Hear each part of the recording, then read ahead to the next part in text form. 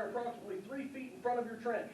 This will prevent people from getting in close enough to be able to use the bayonet on you. However, something we did not anticipate at the beginning of the war is the use of flamethrowers. The German flamethrower can reach out approximately 15 yards. That is longer than the length of this classroom. So, our barbed wire will not protect us effectively from that. Inside your trench, you will have it over 6 foot deep. That way the tallest soldier or Marine is protected, and you will have a firing step to step up on. Now, your cartridge belt carries plenty of ammunition. However, you don't want to be digging through here trying to get your ammunition in the middle of a firefight. So you will set your extra ammunition and bandoliers on your ammo shelf. That way it's easier to reload. The machine gunners will also have a small set forward.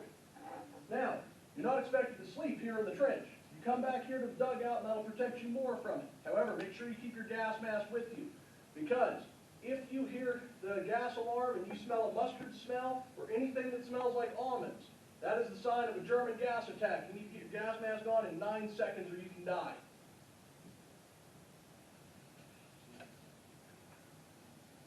Wheat, an army travels on its stomach.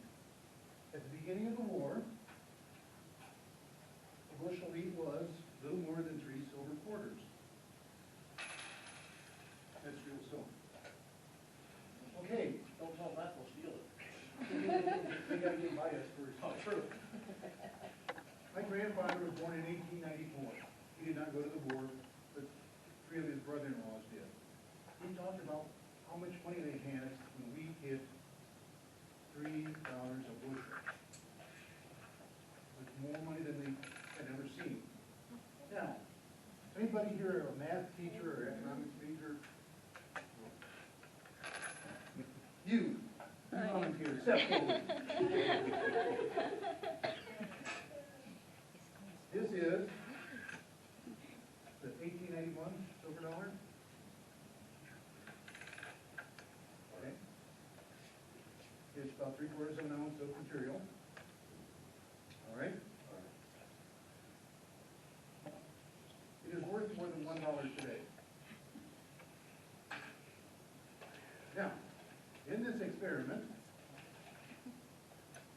I have $100 cash, U.S. currency.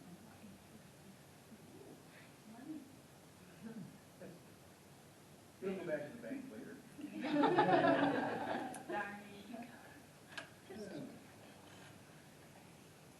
And sir, recruit, what is your first name? John, sir. Hey, John. I am going to start counting out. Well, let's go over to the table. $1 bill. You tell me when it reaches the current value of this silver dollar. Okay. In April 2023 money. 1, 2, 3, 4, 5, 6, 7, 8, 9, 10, 11. There. 11. 12, 14, 15, 16, 17, 18, 19, 20, 21, 22, 23, 24, 25, 26, 27, 28, 29, 30, 31, 32, and it could go up as high as 45. What that demonstrates is inflation. We don't realize it. The spot price of silver is about $25 and something, and there's a premium on it now. So, at $3 in 1918,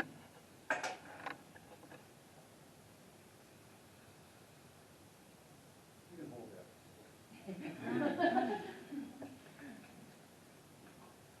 Is worth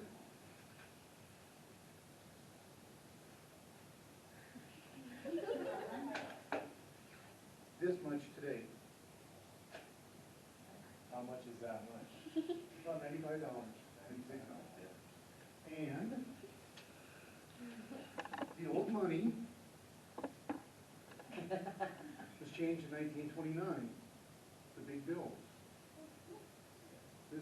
facsimile of a 1907 gold certificate, meaning you go to your bank, they would give you $10 in gold. You can pass that around, it's non-negotiable. Bummer. And while John, can we sit down, sir? Other grains were used: barley, rye, corn, oats. Oats were primarily a horse feed. Rye was feed for our animals also. The Eastern Europeans ate a lot more barley and rye. They're heavy breads, but they all were needed to feed these rising armies. Sam? Now, coming up in a few months, we're going to start the Argonne Offensive. The Argonne Offensive is going to be the largest U.S.-led operation of the war. Now, as many of you know, we entered the war wearing soft caps, like the campaign cover. However, the British discovered early on that the Germans had changed out their pickelheims, which were made of leather, for steel pots. And they noticed quickly a lot more Germans were surviving head wounds than the British were. So the French adopted firefighter helmets. Now, this helmet has been pulled out of the future. This is a World War II German helmet. But the only difference is the World War I ones had horns here to attach extra armor to the front to protect you from a rifle round. Like to pass that around. The liner is still the same and the weight is the same. Shortly after, the British adopted their own hard helmet. This is based on a Crusader helmet. Now, the reason it comes out is to protect you from shrapnel. Now, when they first implemented these, airburst shells were coming down. And they started seeing more wounded coming back to the hospitals. And they wanted to ditch these and go back to wearing soft hats. Can somebody tell me why you would have more wounded going back to field hospitals?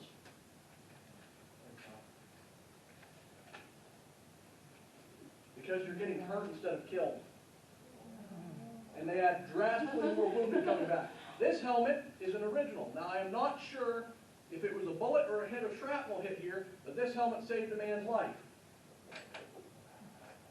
Now, the Argonne Offensive is going to include 1.2 million Americans. So those sitting in this room are a very small minority. We will start in the trenches and we will advance. There will be many major battles.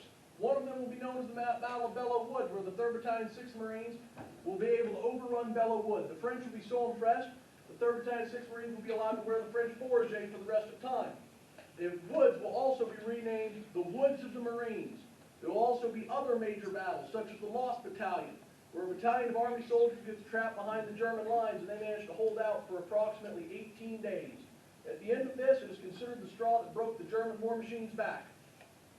Now, there are other major battles in World War I that we were not involved in, such as the Battle of Gallipoli. The Battle of Gallipoli was a major battle that the Anzac, British, and Ottoman forces were engaged in.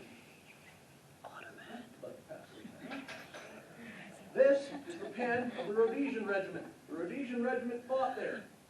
Also, the Norfolk Regiment, the British, instead of wearing their unit collars here, will wear them up here on their helmet and on their lapels. So this is the Norfolk Battalion that also fought at Gallipoli. We will do better. They were pushed off the peninsula. We will not be pushed off. Who's Amtrak? The Anzac were the Australian New Zealand Army Corps.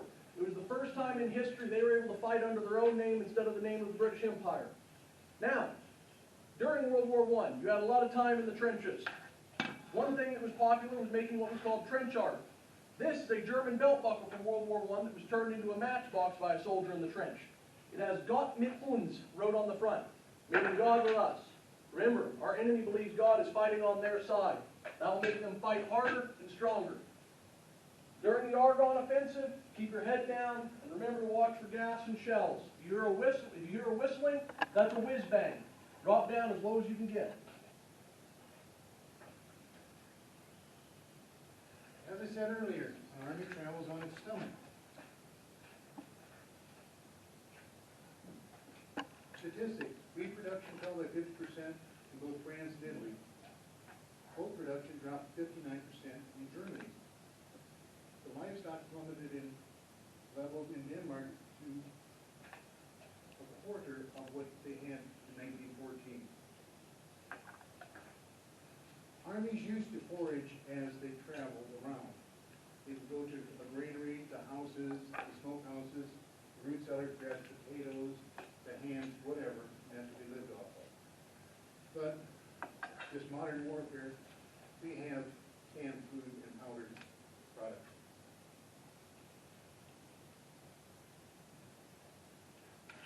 30 million acres, which is just shy the size of the state of Mississippi. We had to increase our production to offset our allies. We were a prime supplier because ours was the shortest reach from North America to England and France. They could buy from South America, but that took a longer route, and then there was the German U-boat that would come up and sink them. Those grains we talked about, boats a man could survive on. One of the reasons, well, what compounded the problems of food is many of the men of the military age went to the war.